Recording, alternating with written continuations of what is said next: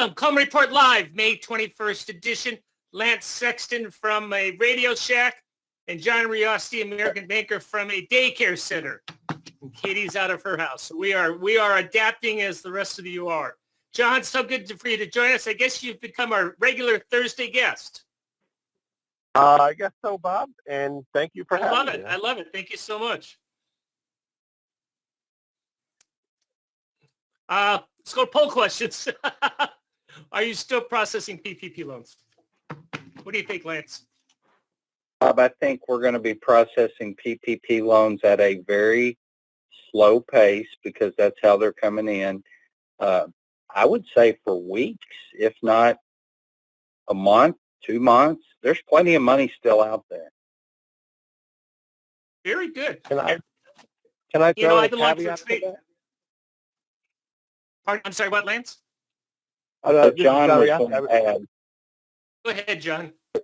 The one caveat to how long the money lasts is whether Congress will make any adjustments to the terms, either allow for a longer coverage period or maybe make an adjustment to the 75-25 rule. If those things happen, and there's a lot of talk that they may, then maybe the pace would pick up and the money would go more rapidly. But those are big ifs. So, well, let's bring you mentioned that. Let's bring you in and have you discuss that, John. I call it Guidance 2.0. When do you think that SBA and Rubio and the Senate will be doing additional guidance for lenders? He just talked the other day in a session with the Heritage Foundation, and he was saying there's broad consensus. He repeated that term a number of times for a change, to the coverage period, lengthening it, and also broad consensus for a change to the 75-25 rule, which obviously he noted wasn't part of the legislation. But other members of Congress have used that same term too. House Majority Leader McCarthy said there's broad consensus. So I can't tell you when it will happen, but it seems a lot like it's going to happen, and of course it has to happen soon. So yeah, it does. So hopefully in the next somehow in the next 10 days or a week or not much longer than that, they would do something that there's. But there does seem consensus to doing this. There's certainly no one is opposed. No one is sort of digging in their heels. It's a question of how. I know there was the hearing last, I think it was Tuesday, that we were covering, and of course the Democrats are going to snipe at the Republicans and vice versa. But this is still a bipartisan effort, right, John? Yes, I think broadly speaking it is. The sniping, is around. The fact that money went to larger businesses that a lot of people thought it should have, and around some of the comments in the Inspector General's report. So that's where the sniping is. But these you just call them programmatic improvements. There's no sniping. There's no disagreement. Thank you. Yeah. Great. I'm just curious on this. Sometimes doing the obvious. Yeah. I'm just curious, how many of you are in a stay-at-home work order?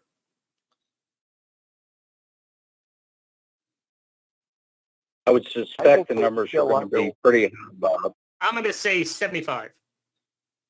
Oh, 65. That's interesting. That's more than I thought, or less than I thought.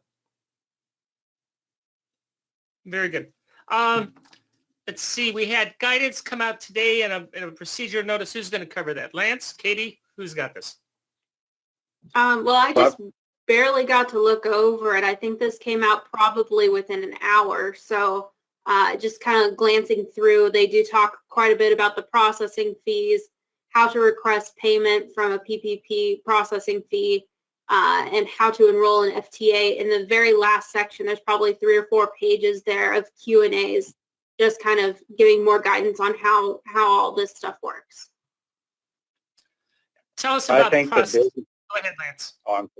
I think the big takeaway from this, and I'm like Katie, I hadn't had a ton of time to review it, but it talks significantly about when a bank will be paid a fee on a loan in situations where someone has taken that safe harbor and returned the money. So it does clarify when you'll get paid the fee and when you may not get paid the fee. And it does clarify some things related to the 1502, but I look forward to spending more time with it to understand it better. Yeah, that's vice versa. Hey, John, did the legislation say lenders are supposed to be paid within 5 days? The original legislation? It says that. So, but a lot of stuff is open to interpretation, and it, the rulemaking is really where the rubber meets the road. Right.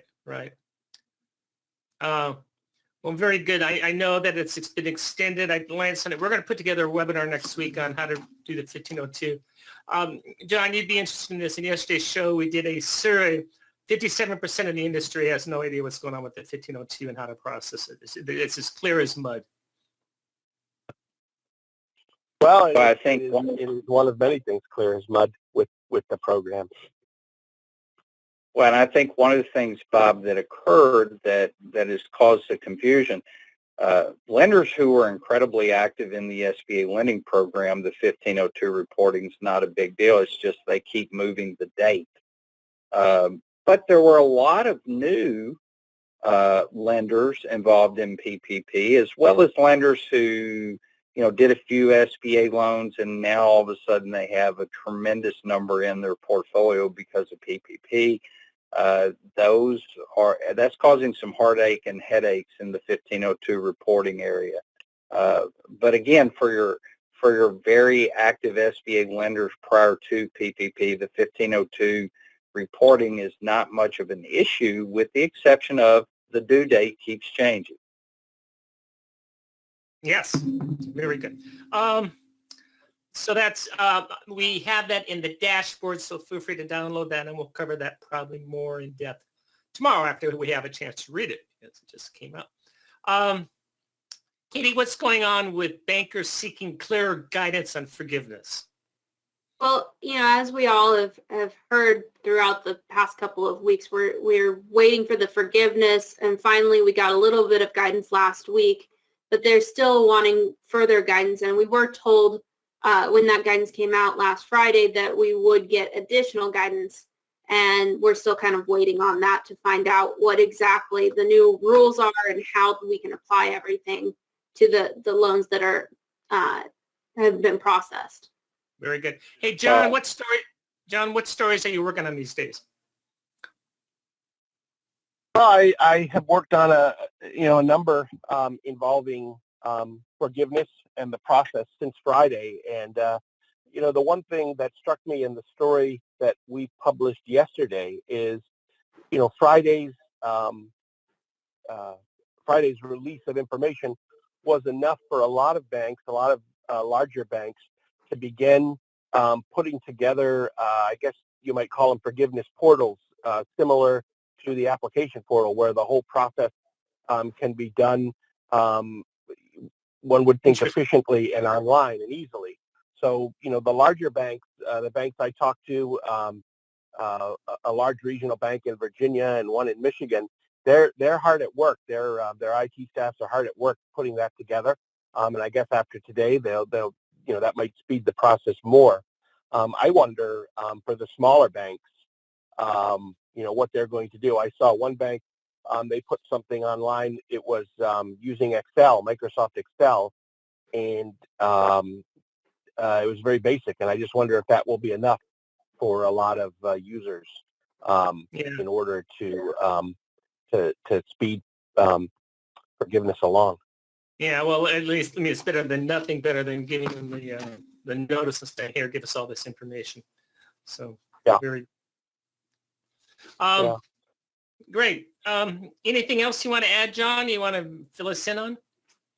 I do. One banker said something that was I found very interesting.